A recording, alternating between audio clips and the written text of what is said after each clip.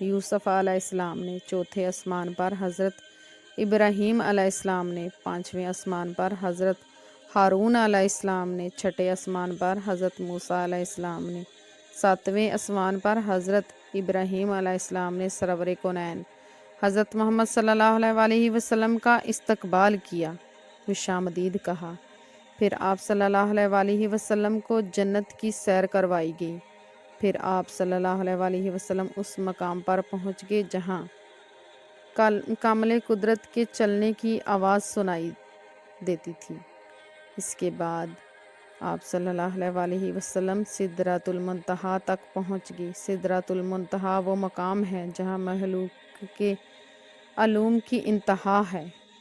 فرشتوں نے اذن طلب کیا، اے اللہ تیرے محبوب تشریف لا رہے ہیں، آپ کے دیدار کی ہمیں اجازت عطا فرما دیجیے۔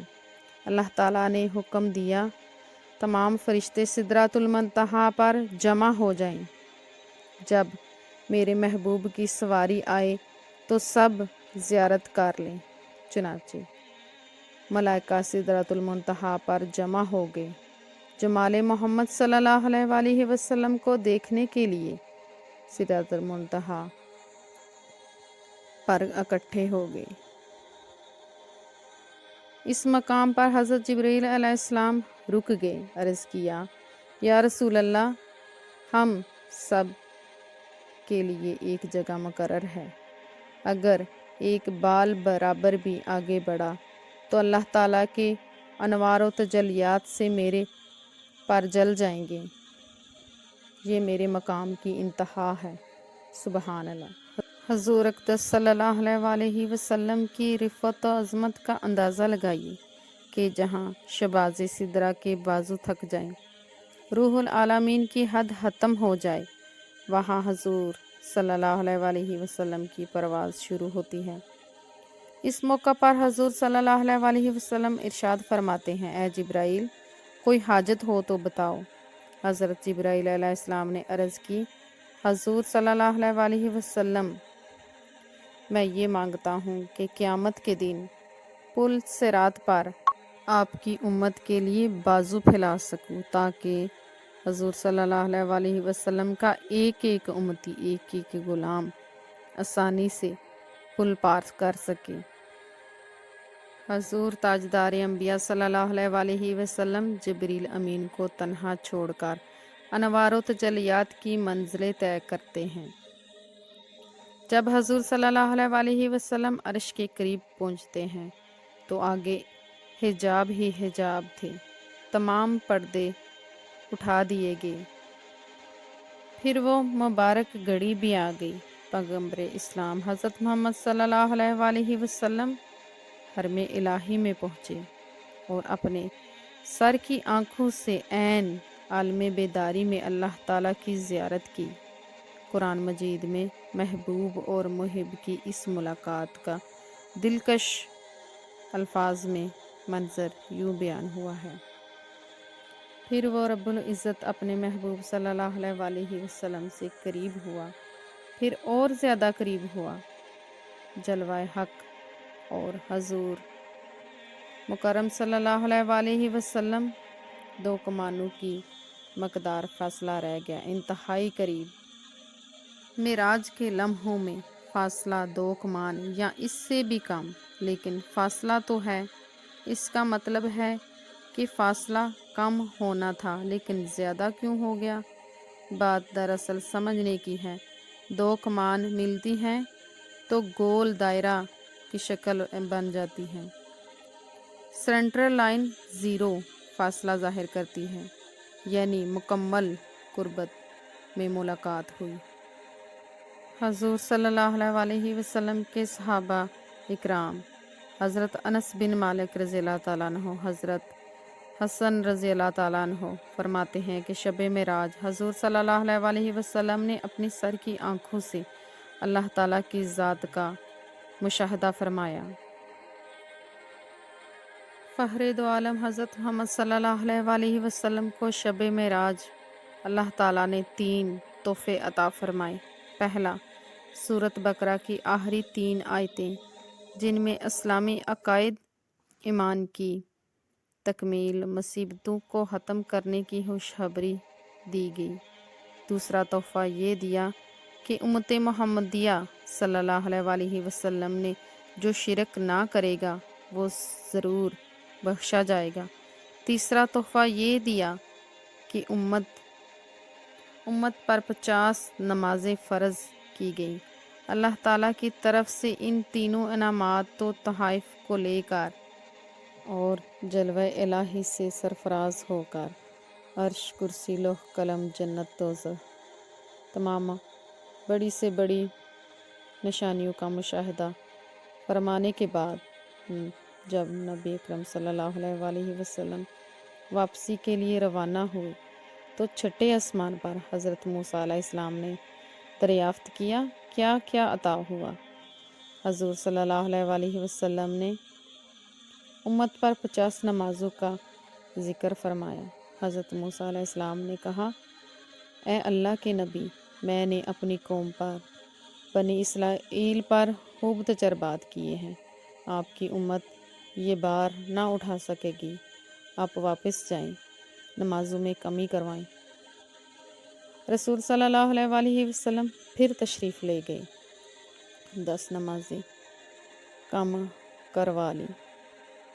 پھر حضرت موسیٰ علیہ السلام سے ملاقات ہوئی اور انہوں نے کہا اور کم کروائیں۔ کم ہوتے ہوتے 5 نمازیں رہ گئیں۔ اس واقعے میں اللہ تعالیٰ کی قدرت کی بڑی بڑی نشانیاں موجود ہیں۔ یہ ساری کائنات جو کہ ایک کارخانہ قدرت ہے، اس کارخانہ عالم کا مالک حقیقی اللہ تعالیٰ ہے۔ جب اللہ تعالیٰ نے اپنے محبوب پیغمبر کو اپنی قدرت کی نشانیاں دکھانے کے لیے بلوایا، اس میں کتنا وقت لگا اس کا اندازہ ہم نہیں لگا سکتے۔ اللہ تعالیٰ جو ہر چیز پر قادر ہے، قدرت رکھنے والا ہے، اس رب کائنات نے اس کارخانہ عالم کو یکدم بند کر دیا، سوائے اپنے رب محبوب صلی اللہ علیہ وآلہ وسلم اور ان چیزوں کے جنہیں حضور صلی اللہ علیہ وآلہ وسلم متحد پائیں۔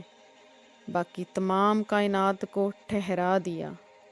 چاند اپنی جگہ ٹھہرا رہا، سورج اپنی جگہ رک گیا، حرارت، ٹھنڈک اپنی اپنی جگہ پر ٹھہری رہی۔ حضور صلی اللہ علیہ وآلہ وسلم کے بستر مبارک کی حرارت اپنی جگہ قائم رہی۔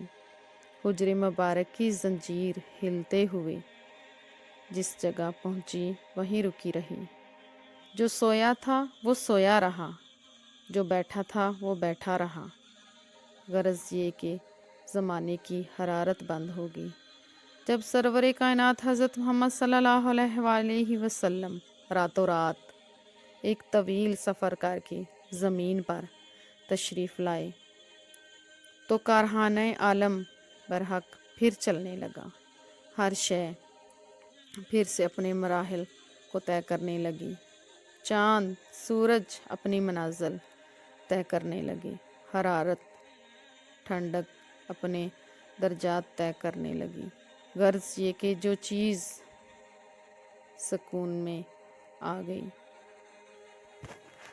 حضور سرور کائنات حضرت محمد صلی اللہ علیہ وآلہ وسلم نے صبح ہوتے ہی اس واقعے کا ذکر اپنی چچا زاد بہن ام ہانی سے فرمایا۔ انہوں نے عرض کی، قریش سے اس کا تذکرہ نہ کیا جائے، لوگ انکار کریں گے۔ آپ صلی اللہ علیہ وآلہ وسلم نے فرمایا، میں حق بات ضرور کروں گا، میرا رب سچا ہے اور جو کچھ میں نے دیکھا وہی سچ ہے۔ صبح ہوئی تو آپ صلی اللہ علیہ وآلہ وسلم خانہ کعبہ میں تشریف لائے۔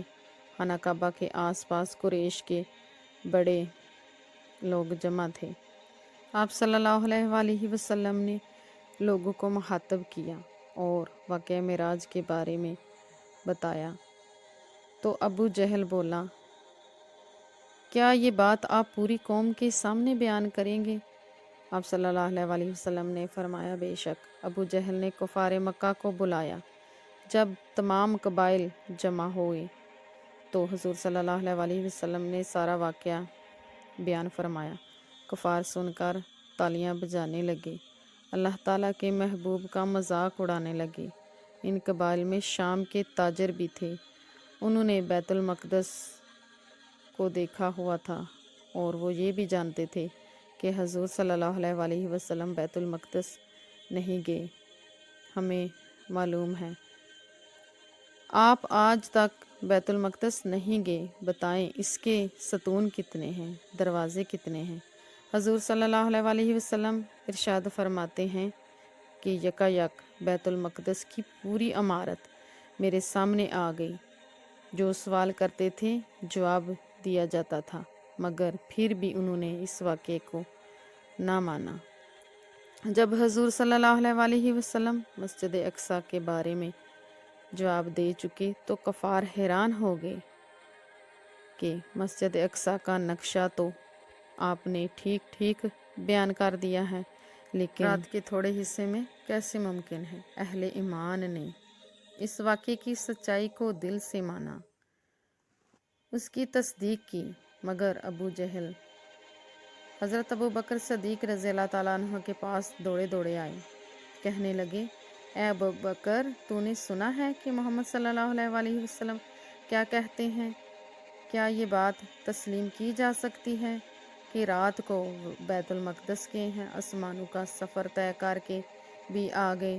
حضرت ابو بکر صدیق فرمانے لگے اگر میرے آقا صلی اللہ علیہ وآلہ وسلم نے فرمایا ہے تو ضرور سچ فرمایا ہے، کیونکہ ان کی زبان مبارک کبھی جھوٹ نہیں بول سکتی۔ میں اپنے نبی کی سچائی پر ایمان لاتا ہوں۔ کفار بولے ابو بکر، تم کھلم کھلا اسی خلاف عقل بات کو کیوں صحیح مان رہے ہو؟ اس عاشق صادق نے جواب دیا میں تو اس سے بھی زیادہ خلاف عقل بات پر یقین رکھتا ہوں، یعنی باری تعالیٰ پر۔ اسی دن سے حضرت ابو بکر صدیق رضی اللہ تعالیٰ عنہ کو دربار نبوت سے صدیق کا لقب ملا۔ اس رات دے تارے دسدے نے، اس رات دے تارے دسدے نے، اج عرش سجایا جانا ہے۔ غاراں وچ روون والے نوں، غاراں وچ روون والے نوں مہمان بنایا جانا ہے۔ وہ سرور کشور رسالت جو عرش پر جلوہ گر ہوئے تھے، نئے نرالے طرب کی ساماں عرب کے مہمان کے لیے ہیں۔ جا جبریلا یار لیا، میرا یار ملن نو جی کردا، اج یار نبی دے سونگے نے، تو سدرا تے بیٹھا کی کردا۔